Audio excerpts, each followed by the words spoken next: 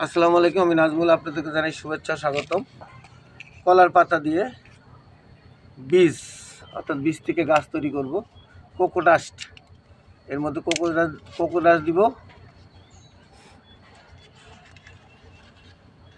কলার পাতা দিয়ে তৈরি হচ্ছে, অর্থাৎ এটা সরাসরি মাটি দিয়ে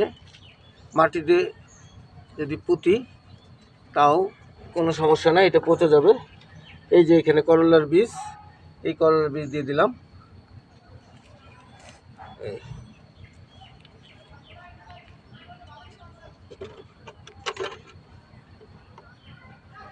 বীজ চারাই গেলে আমি আপনাদেরকে আপডেট দিব আবার।